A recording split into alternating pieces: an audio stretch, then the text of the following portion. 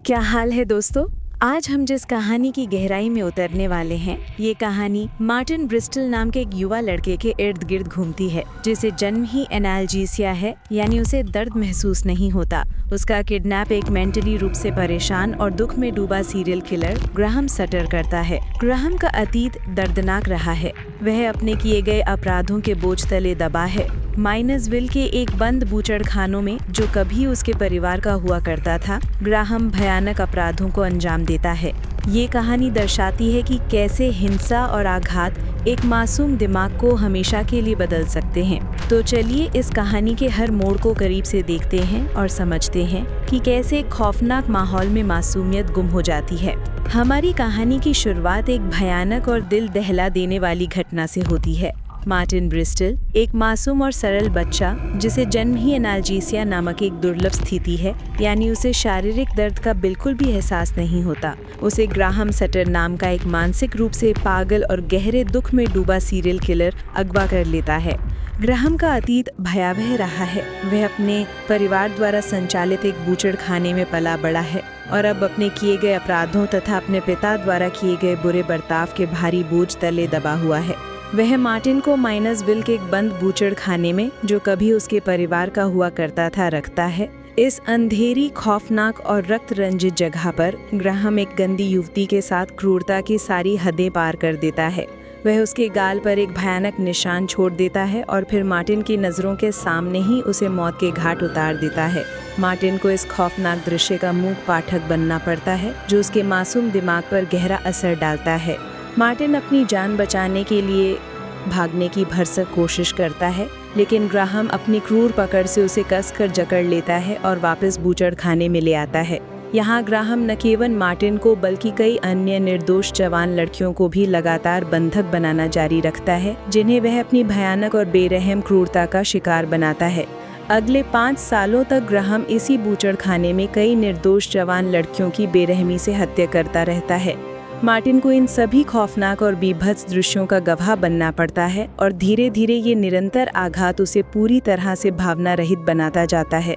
उसकी बचपन की मासूमियत और भावुकता कहीं अंधेरे और क्रूरता के सागर में खो जाती है और वह एक मूक और भावहीन दर्शक में बदल जाता है। ग्राहम खुद भी अपने किए गए भयानक अपराधों के भारी बोझ से लगातार जूझता रहता है। उसे उन मवेशियों को मारने का भी गहरा अपराध बोध महसूस होता है, जिनकी वह बूचड़खाने में कभी देखभाल किया करता था। वह एक भैंसे की खोपड़ी से लगातार बातें करता रहता है, जो बूचड़खाने की दीवार पर लटकी हुई है, और उससे तीखी बहस करता है जैसे वह जीवित हो। ऐसा लगता है कि वह इस खोपड़ी को और ऐसी ही कई अन्य खोपड़ियों को किसी शक्तिशाली और भयावह देवता के रूप में देखता है, जो उसे आदेश दे रहा हो और उसके गलत काम को सही ठहरा रहा हो। ये सब मिलकर ग्राहम के चरित्र को एक जटिल और खौफनाक रूप देते हैं। अपने माता पिता की दुखद और आकस्मिक मृत्यु के बाद युवा एलिसन माइनसविल शहर आती है। वह अपने चाचा जोनाथन, चाची कैरन और अपनी चचेरी बहन वेंडी के साथ एक नई जिंदगी शुरू करने की उम्मीद में आती है।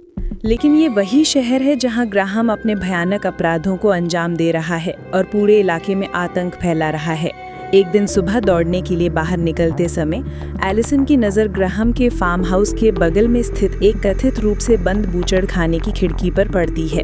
वहाँ उसे मार्टिन दिखाई देता है, जिसकी छवि उसके मन में घर कर जाती है और उसे लगातार परेशान करती रहती है। उसे कुछ गड़बड़ होने का एहसास होता है, लेकिन वह अभी तक इस बात से अनजान है कि वह कितनी बड़ी मुसीबत के करीब है।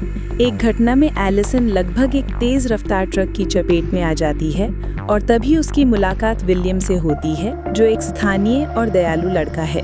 दोनों के बीच धीरे धीरे एक गहरा और मासूम संबंध पनपता है।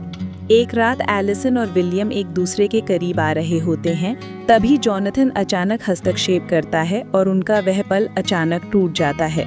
एलिसन को अभी इस बात का कोई अंदाजा नहीं है कि उसके रास्ते में कितनी भयानक चुनौतियां, खतरे और दिल दहला देने वाली घटनाएं आने वाली हैं, जो उसकी जिंदगी को हमेशा के लिए बदल देंगी। अगले दिन एलिसन को फिर से बूचड़खाने की खिड़की में मार्टिन दिखाई देता है, जो और भी ज्यादा असहाय और डरा हुआ लग रहा होता है। मार्टिन की भयानक हालत देखकर वह और भी ज्यादा परेशान हो जाती है और फार्म हाउस की ओर जाती है, यह जानने के लिए कि आखिर वहाँ क्या चल रहा है और मार्टिन किस मुसीबत में है। उसे लगता है कि उसे मार्टिन की मदद करनी चाहिए। लेकिन दुर्भाग्य से ग्राहम उसे पकड़ लेता है और उसे भी बूचड़खाने में बंधक बना लेता है। जब एलिसन घर नहीं लौटती है तो जॉनथन उसकी तलाश में फार्म हाउस जाता है। वहां पहुंचकर ग्राहम जॉनथन को गोली मार देता है, जिससे स्थिति और भी भयावह हो जाती है और कहानी में तनाव और बढ़ जाता है। जॉनथन का अंत कहानी में एक दुखद मोड़ लाता है। विलियम भी एलिसन को ढूंढ रहा होता है और उसकी अनुपस्थिति उसे चिंतित करती है। वह जॉनथन की खड़ी कार देखता है और बूचड़खाने में जाकर जांच करता है। अंदर उसे एलिसन एक ठंडे मांस के कमरे में बंद मिलती है। विलियम उसे बचाने की पूरी कोशिश करता है, लेकिन ग्राहम द्वारा उस पर अचानक और बेरहमी से हमला किया जाता है और उसे भी मार दिया जाता है।